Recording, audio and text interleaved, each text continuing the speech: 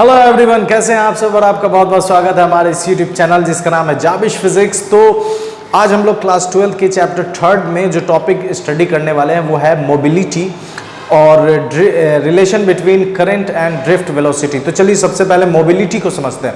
तो मोबिलिटी से previous lectures में भी मैंने डिस्कस करा था। मोबिलिटी इज मूवेबल, ठीक है, जिसके पास मूव करने की कैपेबिलिटी होती है उसके हम कहते हैं कि दैट थिंग हैज मोबिलिटी।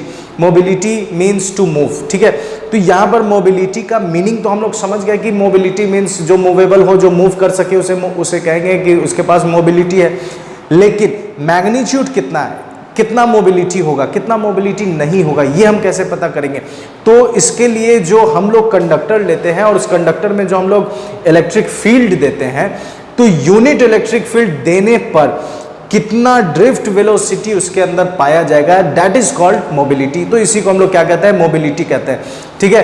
तो मोबिलिटी क्या है, बात समझ में आएगी। जब आप किसी वायर में पोटेंशियल देते हैं तो पोटेंशियल की वजह से इलेक्ट्रिक फील्ड जाता है और वो electric field unit value, electric field के यूनिट वैल्यू पर कितना ड्रिफ्ट वेलोसिटी होगा, यही रेशियो, यही चीज उसके मोबिलिटी को बताएगा। तो यहाँ पर मोबिलिटी हमने लिखा हुआ है कि मोबिलिटी की डिफिनेशन क्या है। तो it is defined as the drift velocity of charge per unit electric field. Unit electric field अगर हम देते हैं, ठीक है, 1 न्यूटन पर कूलम इलेक्ट्रिक फील्ड मैंने दिया या 1 वोल्ट पर मीटर मैंने इलेक्ट्रिक फील्ड दिया, तो उससे कितना ड्रिफ्ट वेलोसिटी पैदा होगा, यही ड्रिफ्ट मोबिलिटी कहलाता है। मोबिलिटी का सिंबल होता है म्यू, ठीक है, और फॉर्मूला हो जाएगा drift velocity by electric field. इसका एसआई यूनिट क्या हो जाएगा, तो इसका एसआई यूनिट हो जाएगा meter square second inverse volt inverse, ठीक है। लेकिन अगर आप इसे न्यूटन के फॉर्म में, वोल्ट को अगर आप न्यूटन और कूलम में चेंज कर देंगे तो ये हो जाएगा meter second inverse newton inverse coulomb, ठीक है। तो ये मोबिलिटी, तो मोबिलिटी समझ में आ गया होगा। अब हम लोग अपने दूसरे टॉपिक पर आते हैं, relation between current and drift velocity. तो ड्रिफ्ट वेलोसिटी से प्रीवियस लेक्चर में हम लोगों ने पढ़ा था, तो हमें ये रिजल्ट मिला था कि ड्रिफ्ट वेलोसिटी का फॉर्मूला होता है माइनस ई टाउ अपॉन एम, जहां पर स्मॉल ई इलेक्ट्रॉन के चार्ज का है, कैपिटल ई इलेक्ट्रिक फील्ड है, टाउ जो है एवरेज रिलैक्सेशन टाइम है सक्सेसिव कोलिजन का, और एम जो है वो मास ऑफ इलेक्ट्रॉन। तो अब हम काम ये करने वाले हैं कि हम रिलेशन निकालने वाले हैं। तो रिलेशन निकालने के लिए काम ये करेंगे कि सबसे पहले हम एक फिगर ड्रॉ करते हैं। तो फिगर क्या है, देखिए कि एक कंडक्टर है मेरे पास, ठीक है। सबसे पहले हम एक कंडक्टर ले लेते हैं। इस कंडक्टर का क्रॉस सेक्शन एरिया जो है वो ए है। इस कंडक्टर का ये जो क्रॉस सेक्शन एरिया है ये ए है। इसका लेंथ कितना है, एल, और इसे मैंने बैटरी से जोड़ दिया। तो ये पॉजिटिव एंड हो गया कंडक्टर का और ये निगेटिव एंड हो गया, क्योंकि ये वाला हिस्सा बैटरी के निगेटिव से जुड़ा है, ठीक है, जोड़ ही देते हैं। ये निगेटिव से जुड़ा है और ये वाला हिस्सा पॉजिटिव से जुड़ा है, इस वजह से ये पॉजिटिव और ये निगेटिव। अब देखिए, जैसे ही हम इसे कंडक्टर से जोड़ेंगे, बैटरी से जोड़ेंगे, ठीक है, तो बैटरी से जोड़ने से ये होगा इस कंडक्टर को कि इसके अंदर इलेक्ट्रिक फील्ड आ जाता है पॉजिटिव टू निगेटिव की तरफ, ई वेक्टर, और सारे इलेक्ट्रॉन्स ड्रिफ्ट करेंगे निगेटिव टू पॉजिटिव, वीडी, ठीक है। तो अब यहां पर देखें कि अगर हम बात करें कि इस कंडक्टर में टोटल चार्ज कितना, तो इस कंडक्टर में अगर हम टोटल चार्ज की बात करें तो सबसे पहले हम देखेंगे कि वॉल्यूम ऑफ कंडक्टर क्या है। वॉल्यूम ऑफ कंडक्टर आप देखें तो वॉल्यूम ऑफ कंडक्टर हो जाएगा एरिया इंटू लेंथ, मतलब A L, area into length, ये वॉल्यूम निकल कर आ गया। टोटल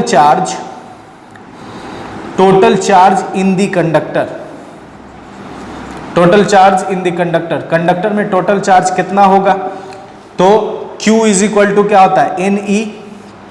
ये एन ई हम लोगों ने क्वांटाइजेशन ऑफ चार्ज में से पढ़ा है कि Q is equal to n e, लेकिन हम यहाँ एक कंडक्टर का बात कर रहे हैं जिसका वॉल्यूम कितना है, ए एल। तो यहाँ हम ए एल से इसको मल्टीप्लाई कर देंगे तो यहाँ पर टोटल चार्ज इस कंडक्टर का निकल कर आ जाएगा। तो Q is equal to n e हो गया। अब देखिए, सारे इलेक्ट्रॉन इस साइड से इस साइड ड्रिफ्ट करते हुए आएंगे। तो जब ड्रिफ्ट करते हुए आएंगे तो उन्हें कुछ ना कुछ लेंथ कवर करना है, और लेंथ कवर करना है और उनके पास ड्रिफ्ट वेलोसिटी भी है, तो कुछ ना कुछ टाइम लगेगा। तो टाइम अगर हम यहाँ निकालें तो टाइम इज इक्वल टू हो जाएगा, टाइम का फॉर्मूला होता है स्पीड अपॉन डिस्टेंस, ठीक है, डिस्टेंस अपॉन स्पीड, ठीक है। तो डिस्टेंस यहाँ पर क्या है, एल, और डिस्टेंस यहाँ पर एल हो गया, इसके पास वेलोसिटी कितना है वीडी, ठीक है। तो इस तरीके से हमने टाइम निकाल लिया कितना, एल अपॉन वीडी। अब इसके बाद देखें तो हम जानते हैं वी नो डैट करंट का फॉर्मूला होता है Q अपॉन टी, ठीक है। करंट का फॉर्मूला होता है चार्ज अपॉन टाइम। अब देखिए हमें रिलेशन निकालना था किसके किसके बीच में, ड्रिफ्ट वेलोसिटी और करंट के बीच में। तो करंट यहाँ आ गया, अब हमें इस तरफ ड्रिफ्ट वेलोसिटी लाना। तो ड्रिफ्ट वेलोसिटी लाने के लिए क्या करेंगे, देखिए I की जगह I रहने देते हैं, Q की जगह जो हम लोगों ने ये वैल्यू लाया है इसे पुट कर देंगे तो NEAL, और टाइम की जगह ये वाला वैल्यू पुट कर देंगे तो L into v d, cross multiply करेंगे तो वो ऊपर चला जाएगा। अब L से L कैंसिल हो गया तो I इज इक्वल टू आ गया ANEVD। ये ड्रिफ्ट वेलोसिटी और करंट के बीच में रिलेशन निकल कर आ गया। अब अगर हम चाहें तो यहाँ ड्रिफ्ट वेलोसिटी का ये वाला हिस्सा भी डाल सकते हैं, तो तब क्या मिलेगा, देखिए I is equal to ANE और ड्रिफ्ट वेलोसिटी का ये वाला हिस्सा डाल देंगे तो minus EE tau upon m। तो I इज इक्वल टू आ जाएगा ANE square E tau upon m, ठीक है। तो इस तरह भी रिलेशन निकल कर आ गया। तो मेन रिलेशन ये है, हमें काम ये करना था कि ड्रिफ्ट वेलोसिटी और करंट के बीच में रिलेशन निकालना था, तो हमने ड्रिफ्ट वेलोसिटी और करंट के बीच में रिलेशन निकाल लिया। इसके बाद जो लेक्चर आएगा उसमें हम लोग पढ़ेंगे ओम्स लॉ। तो मेरे साथ बने रहें और इसी तरह मेरे साथ फिजिक्स पढ़ते रहें और अपने फिजिक्स के नॉलेज को बढ़ाते रहें। अपना ख्याल रखें, गुड बाय एंड खुदा हाफिज।